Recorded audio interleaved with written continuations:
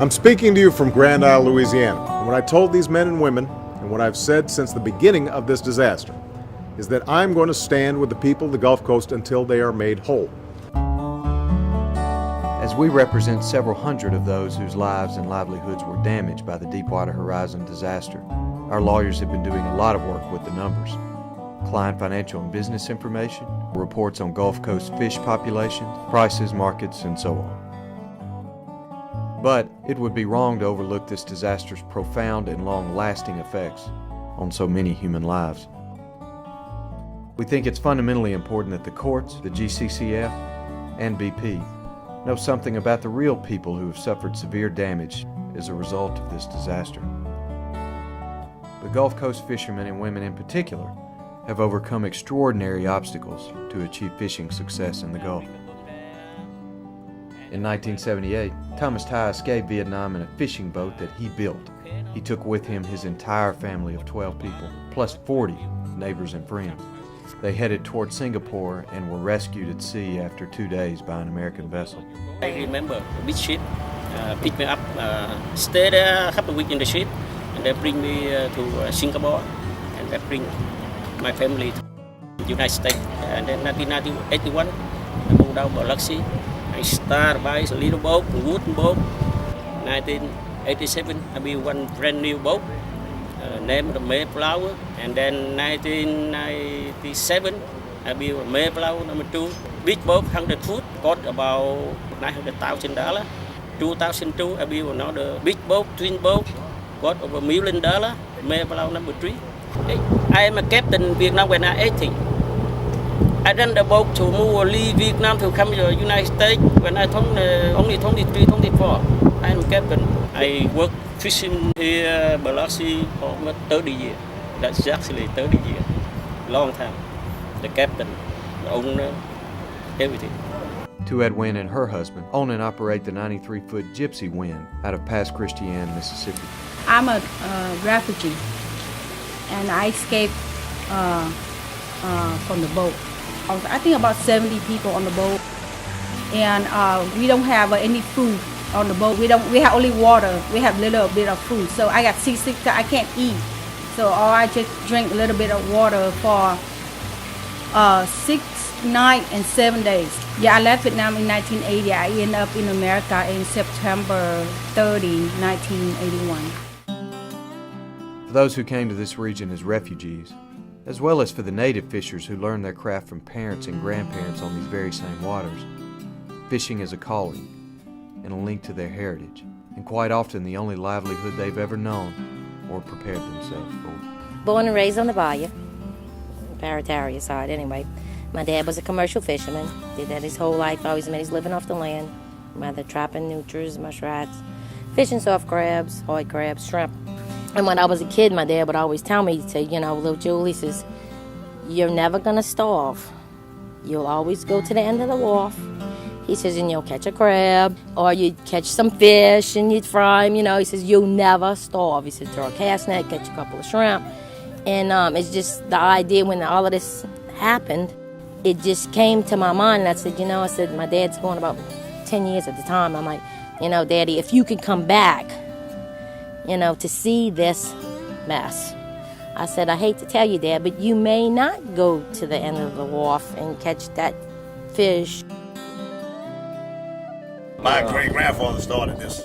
This has been our bayou since they started leasing license. My 5th generation here, they're the 6th. I've got grandkids that I intended to take the business and work with. To look back and think of your grandparents looking down on you and thinking, we're letting it slip. We're letting the business go down. I've done this for 20 some odd years, 21 years, and this was my education, Made a very good living at it. I have 3 kids. I have a 16-year-old, 11-year-old, and a 6-year-old, and I was very confident in their future and what I could provide for them prior to the spill. Now, I try not to think about it. These are livelihoods. These are not mere jobs here, and these people have worked hard and built up these businesses over decades. For most fishers, fishing is more than just a way of life. They are away from their home and their families for months on end. Fishing businesses are often passed down within a family, supporting several generations. They make substantial investments in boats and equipment, and without really knowing it, they practice some of the best risk-reward analysis in the world. They weigh the weather, the distribution and abundance of their target species, fuel costs with the price and market demand for their products, and they make the decision to risk their hard-earned income to try to make a profit. One such person is Tony Wynn, who comes from several generations of fishermen, and who arrived in America in 1977, possessing only his fishing heritage and a willingness to work. He's a self-made and self-remade man, and he's worried. I came to America in 1981, and it took me 10 years to save enough to build my first boat. Hurricane Andrew hit that boat in 1992, and my insurance company went bankrupt. That boat was repossessed, and I went to work at the casino. It took me another 4 years to be able to borrow $1 million to build this boat. It's an 87-footer. After the oil spill, I don't know if I can hang on to this boat. My fuel tank is 31,000 gallons, so it takes over $100,000 to fuel for a trip. Many fishers have spent their entire lives fishing in the Gulf and depend on it to feed their families.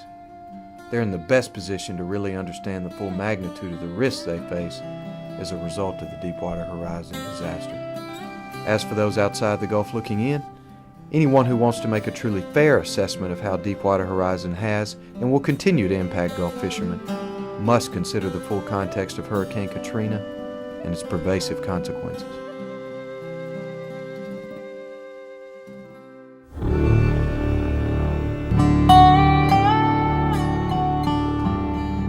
Katrina hit the Gulf Coast on August 28, 2005. The storm changed things profoundly for several years. Don Jost ran a thriving shrimp and oyster business out of Bayou Caddy, Mississippi, which sits within a few miles of where the eye of Katrina made its ultimate landfall. The day before Katrina, I took our boat up the Pearl River. My son and 2 dogs, my wife joined us later. We rode the storm out on the boat. During the storm, we lost our home. All vehicles, contents, clothing, you name it, was destroyed. All we had was what we had on the boat when we went up the river. It devastated the Vietnamese American community. But after hurricane, messed up everything, my house, tear the roof off, everything, 30 people lived in my house at that time because all my friends lived nearby water. They stay here. They go to shelter here, but shelter got flooded too. There was, of course, no return to normal for Gulf Coast fishermen, many of whom had to rebuild their own lives before they could focus beyond that toward fishing. Homes were completely destroyed off the slab. That's why you still see a lot of empty lots around here. The boat became our home for several months. So basically, they set aside their fishing needs, their livelihood, to take care of the housing needs first. On the Mississippi Gulf Coast, we lost almost 70,000 homes and businesses. All the while this is going on, we're trying to replace lost homes, contents, and navigate miles of red tape. People had to take time away from their boats in the first few years because they're trying to rebuild their lives. The storm thoroughly crippled the infrastructure of the Gulf fishing economy, and that damage, too, required a multi-year process of repair. To really understand this, looking at the after pictures, you'd really have to know a little bit about the before. We probably had about 150 boats, ranging from 75 foot down under 30 foot, working out of Bayou Caddy. We had 2 major purchasing plants and ice plants in the bayou, both capable of unloading several tractor-trailer loads of shrimp and shipping them out every day, or several tractor-trailer loads of oysters. In fact, it took several years for them to gradually restore some of these processing plants, restore the dock. It took about 4 years after the storm before we first got a little ice plant back in the bayou. So when we started to oyster about 2 years after Katrina, one of the major problems in the bayou itself after the storm was the bayou was shoaled up from the silt and just completely choked with debris. It became quite a challenge navigating in and out of the bayou, which really kept production down for a lot of people, myself included. And finally in 2008, I struck a piece of debris in the bayou and put a hole in the boat. That piece, people kept hitting it over and over again, and it turned out it was a tractor trailer that they had missed. So that gives you some idea as to the scope. To this day, I do not consider myself or my family recovered from Katrina. Kyle went on 3 fishing boats as well as one of the largest processing plants in the area. Hurricane Katrina destroyed one of his 3 boats and leveled the processing plant. To finance the plant reconstruction, he had to go back on the water himself. They go back with swimming. My boat, me and my wife on the boat. Work to make $1, put back my business to open up. The rebuilding had been started, but not finished, when the BP oil spill occurred. And my boat can't work. Business can't open up. I don't know what to do with it.